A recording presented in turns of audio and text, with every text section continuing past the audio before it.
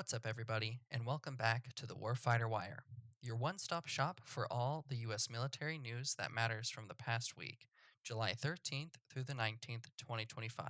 And what a week it has been! The Department of Defense has been firing on all cylinders, managing a complex two front strategy. On one hand, they're handling the diplomatic fallout from recent kinetic operations in the Middle East. On the other, they're executing an unprecedented surge of forces into the Indo Pacific, gearing up for a long term strategic competition. It's a classic case of dealing with the now while aggressively preparing for the next. So let's break it down. At the very top, Secretary of Defense Pete Hegseth was busy with the post conflict diplomacy. Following what was described as a major military operation in the Middle East, Hegseth held a series of high level meetings at the Pentagon to shore up alliances and project a message of strength. On July 18th, he met with Israeli Minister of Defense Israel Katz. According to the Pentagon transcripts, this was a pretty candid meeting. Hegseth congratulated Katz on what he called Israel's incredible, successful Rising Lion and 12-day war. He also praised the U.S. role in Operation Midnight Hammer, stating it obliterated three Iranian nuclear sites. This is a massive public confirmation of a previously quiet operation. Minister Katz thanked President Trump for his brave and historic decision, confirming that joint ops took out not just Iran's nuclear program, but also its missile production capabilities. Hagseth really drove the point home, saying America can fly 37 hours undetected into a hostile nation, deliver decisive, precise munitions, and then go home safely. A day earlier, on July 17th, Secretary Hagseth met with Bahrain's Crown Prince Salam bin Hamad Al Khalifa, reaffirming their defense partnership.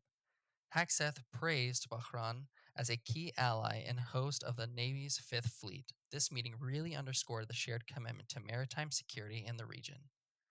The big takeaway here is the Pentagon's dual track strategy. The Middle East meetings were about closing the book on a successful kinetic strike using demonstrated force as a deterrent. In complete contrast, this week's major military activities were all focused on the future, specifically preparing for potential conflict in the Pacific. Now, for one of the biggest stories of the week, and one that's going to have ripples for the years to come, the Pentagon is betting big on AI. On July 14th, the DoD's Chief Digital and AI Office, or CDAO, or CDAO, awarded contracts worth up to $800 million for four of the biggest names in commercial tech: Google, OpenAI, Anthropic, and Elon Musk's xAI each landed a contract with a ceiling of $200 million. The goal is to develop what the Pentagon calls agentic AI workflows for key national security missions. This isn't just for simple chatbots. This is about advanced systems that can reason and act autonomously to solve complex problems. It's a high risk, high reward strategy. The Pentagon is basically admitting that the private sector is innovating faster than the traditional defense industry, and they want to harness that power. Of course, this comes with baggage. Elon Musk's xAI immediately announced a new division called Grok for Government. This is the same company whose Grok chatbot once generated racist and anti Semitic content, even calling itself Mecha Hitler. So the DoD is betting it can manage these risks by using secure sandbox environments for testing, a plan that has backing in the Senate's version of the upcoming defense budget. But this week wasn't all about high tech advances. We also got a stark reminder of our vulnerabilities. News broke of a complete compromise of a U.S. Army National Guard network by a threat actor called Salt Typhoon, which has been linked to China. And here's the kicker: the breach was active and went completely undetected for 9 months in 2024. The hacker stole administrative credentials, network diagrams, and over 1,400 configuration files for government and critical infrastructure entities. The goal wasn't just spying. Reports say that attackers were mapping critical infrastructure at scale. This is a catastrophic failure of detection, and it highlights a major seam in our defenses. With 54 separate National Guard networks, an adversary can just probe for the weakest link and use it as a gateway into other, more sensitive systems. Finally, on the legislative front, the gears are turning in Washington. The House Armed Services Committee finished its work on the FY26 National Defense Authorization Act, or NDAA, on July 15th, while Senate committees held hearings on the budget with all the top service chiefs. The Air Force absolutely dominated this scene this week with Exercise Resolute Force Pacific 2025, or REFORPAC. And when I say dominated, I mean it. This thing is massive. It's being called a first in a generation department level exercise. We are talking about an explosive surge into the theater involving over 12,000 US and coalition service members, about 400 aircraft, and it's all spread across more than 50 locations in a 30,000-mile area. The whole point of REFORPAC is to stress test the Air Force's ability to project and sustain combat air power in a contested environment and do it at speed and scale. This is a live fire drill of the modern warfighting concepts we hear so much about: agile combat employment, or ACE, contested logistics, and working with joint and allied partners. Let's be clear, this is a direct rehearsal for a potential conflict with China. Success in the Pacific isn't just about having the best fighter jet.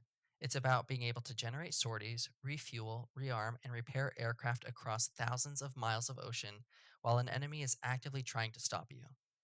That's why the real focus of this exercise is on the logistical backbone, things like robust contested logistics and sustainment over vast distances. It's as much as a test for engineers and logisticians as it is for pilots.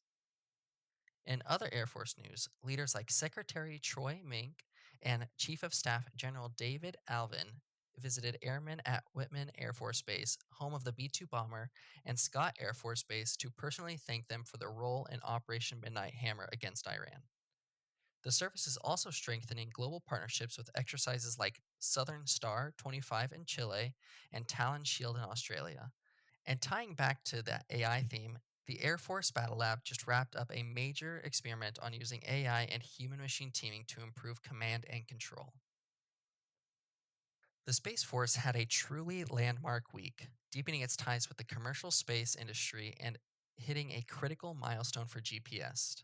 First, the big one. On July 14th, Space Operations Command formally accepted the modernized ground control system for the entire GPS constellation. It's called the Next Generation Operational Control System, or OCX. This has been a long time coming, and it is a huge deal. OCX will provide better resiliency, strong cybersecurity, and improved accuracy for the GPS services that literally billions of people in our entire military rely on every single day.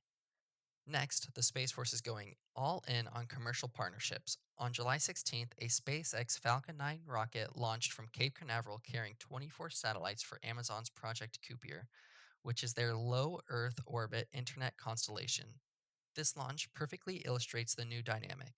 The Space Force provides the launch pads and range support, enabling a private company, SpaceX, to launch a payload for another private company, Amazon. This is a win win. The Space Force needs a healthy, innovative commercial launch market to get its own national security satellites into orbit affordably and reliably. And commercial companies need access to the Space Force multi-billion-dollar ranges. The deeper strategy here is that by helping companies like Amazon and SpaceX build out these massive satellite internet constellations, the Space Force is essentially outsourcing the creation of a vital strategic asset, a redundant global communications network that it can leverage in a crisis. To further this, the service hosted its first ever Space Force Front Door event, welcoming over 100 international vendors from 13 countries to foster global partnerships. And just like the Air Force, they're gearing up for their own massive exercise, Resolute Space 25, which will be the service's largest ever. Finally, in a great cultural moment for the service, Guardians are competing in the DoD Warrior Games for the first time ever, which kicked off this week in Colorado. The Army's focus this week was squarely on the Indo-Pacific, with a massive modernization effort taking center stage in Hawaii. The 25th Infantry Division, the famous Tropic Lightning, has officially started trading in its old school towed howitzers for the M142 High Mobility Artillery Rocket System, or the HIMARS. The first of 16 launchers arrived at Joint Base Pearl Harbor Hickman on July 14th. This is a quantum leap in firepower. The division's old cannons had a range of maybe 25 to 40 miles. HIMARS can reach out and touch targets over 250 miles away. This is a game changer. It gives the division a long range precision fires that dramatically increase its operational reach and survivability. To make it happen, 73 cannoneers are retiring to become rocket system crew members. This isn't just an equipment swap, it's a fundamental shift in the Army's role in a potential Pacific fight. Towed cannons are slow and vulnerable, totally unsuited for the vast distances of the Pacific, but HIMARS are mobile. You can fly them in C 130s, and they can hit, land, and see targets from hundreds of miles away. And here's where it all connects. Remember the Air Force's REFORPAC exercise and its focus on agile combat employment, dispersing aircraft to small remote airfields? Well, the Army can now fly these HIMAR launchers to those same airfields, creating a distributed land based strike network. This is the joint warfighting concept in action.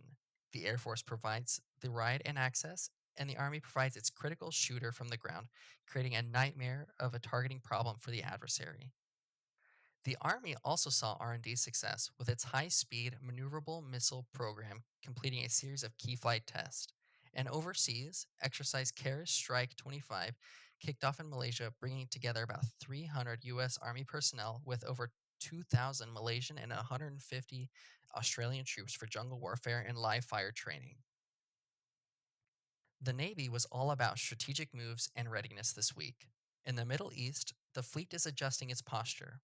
The USS Carl Vinson Carrier Strike Group has wrapped up its deployment and was last seen in the Indian Ocean, likely heading home. This leaves the USS Nimitz as the sole carrier in the immediate region. But, and this is a big but, this is not a reduction of force aimed at Iran. The Navy described it as a deliberate recalibration. While one carrier is leaving, the number of dedicated air and missile defense ships is increasing. The destroyers USS Arleigh Burke, USS The Sullivans, and USS Thomas Hoodner are now in theater. These ships are packed with SM-3, SM-6, and SM-2 interceptors, designed specifically to protect allies like Israel and counter Iran ballistic missiles. So the strategy is shifting from focus on offensive carrier strikes to more defensive posture aimed at protecting allies in shipping lanes. And to prove its global flexibility, the Navy's newest and most advanced carrier, the USS Gerald R. Ford, is deploying to Europe to keep an eye on Russia and provide options for any other crises. On the readiness front, the Iwo Jima Amphibious Ready Group and the embarked 22nd Marine Expeditionary Unit were officially declared mission ready on July 14th after crushing their final certification exercise, Computex. They are now fully certified for a global deployment across the full spectrum of the military operations. The Navy also conducted significant community outreach, hosting Milwaukee's Navy Week to celebrate the service's 250th birthday. And the hospital ship USNS Comfort arrived in the Dominican Republic on its continuing Promise 2025 mission, providing free medical and dental care to the local population. The Marine Corps made huge strides this week in bringing a devastating new technology to the tactical level, perfectly in line with its force design modernization efforts. News emerged this week that Marines from the Advanced Infantry Training Battalion at Camp Lejeune conducted the first ever live fire test of the Mjolnir lethal payload system delivered by a small drone. Let me explain why this is so important. This is the democratization of air power.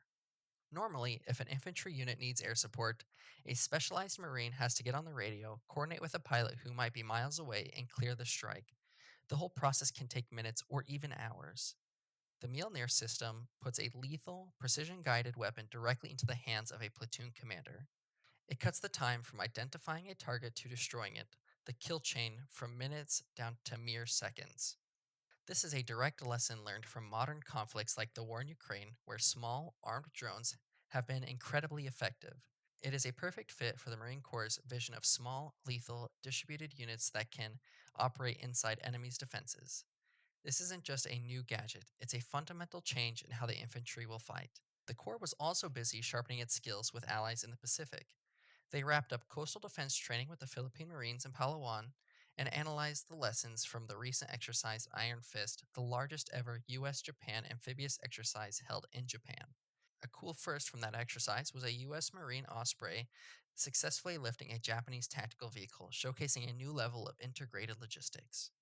And as mentioned, the 22nd MEU, fully integrated with the Navy's Iwo Jima ARG, was certified ready for global deployment. Alright, let's talk about money. It was a big week for the defense industrial base. We already talked about the $800 million for AI, but there were billions more in other contracts. Some of the highlights include a massive $750 million contract awarded by U.S. Transportation Command to 24 shipping companies to handle global logistics. The Defense Logistics Agency awarded Stryker Sales a $450 million deal for patient monitoring and medical equipment. And the Army awarded hundreds of millions for things like fire control radars for our allies, building automation system, and a new $290 million Joint Integrated Test and Training Center in Alaska. So, what's the big picture? What's the outlook from here? The events of this week paint a crystal clear picture of the DoD aggressively executing the dual front strategy we talked about at the top. They're managing the fragile stability in the Middle East with diplomacy and recalibrated naval presence. But the real effort, the resource intensive effort, is focused on the Pacific. The hardware of that Pacific strategy was on full display with REFORPAC and the Army's new HIMARS in Hawaii. These aren't separate events. They are deeply connected parts of a plan to build a lethal, resilient force that can fight across vast distances. The software of the future fight was also front and center. The massive AI contracts show that the Pentagon is betting on commercial tech to win a race in algorithmic warfare, and it's accepting the risks that come with that speed. But that high tech push is contrasted by a sobering reality of the Salt Typhoon cyber breach, which proves that our adversaries are already inside the wire, exploiting the weakest links in our networks. Looking ahead, we'll be keeping a close eye on ReForPack to see what logistical challenges emerge from such a high tempo exercise. We'll be tracking the implementation of those AI contracts, especially the scrutiny that will surely follow XAI. We should anticipate some kind of policy response from the DoD and Congress to harden our National Guard networks. And finally, the situation in the Middle East remains fragile. While the US and Israel are projecting confidence, the potential for retaliation or further escalation is real, and the posture of our naval forces there will be the key indicator to watch. That is all the time we have for this week. Thanks for tuning in to the Warfighter Wire. Stay safe, and I'll see you next time.